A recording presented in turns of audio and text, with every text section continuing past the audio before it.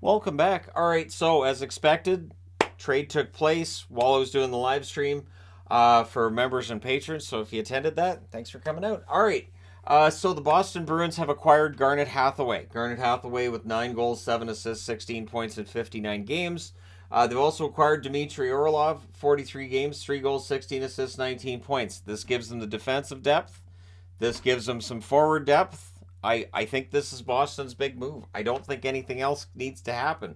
So this means that both Gavrikov and Chychrun, not happening. I can't see Boston being able to make that happen because of what the Capitals got. So I'm wearing Bruins because I like them going all in. I agree with them going all in. You've got Krejci for 1 year. This might be Bergeron's last year. You got to go all in. You got to go for it.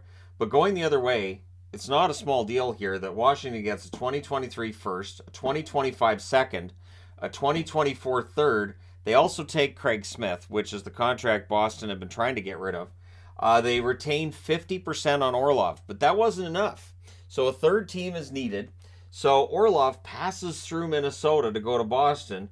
There's a 2023 fifth round pick going to Minnesota as sort of a thank you, as well as they retain 25% of Orlov's salary for the remainder of this year. Keeping in mind, Orlov is a UFA this summer, same as Hathaway, so these are rentals. It's a high price to pay for rentals, absolutely.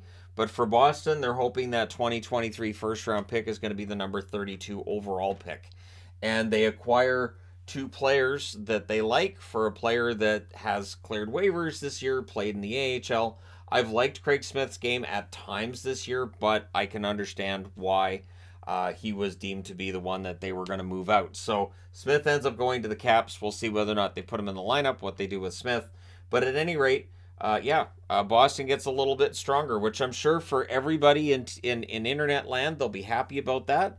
I've always been a fan of Hathaway's game. He'll fit in well with the Bruins. And Orlov, good, solid top 4 defenseman. It is going to be hard now for a team to take them down in the playoffs. I think it makes them a little bit tougher to play against in the playoffs at any rate. But we'll see what happens. The one question I have with Boston is always going to be a simple one. Can they get past Tampa? So if it does end up being Boston and Tampa in the second round, is this the year where they beat Tampa? They've failed to do so the last couple times they've played them.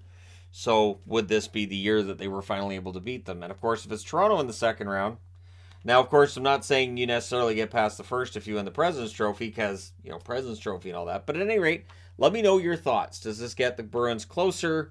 How do you feel about this? And if you're a Caps fan, how do you feel about this? Because it certainly looks like selling to me. So that does make the video that I did on the Capitals kind of out of date already. But I'm going to leave it up there because, it is interesting to see how quickly things have changed with Washington. But let me know your thoughts.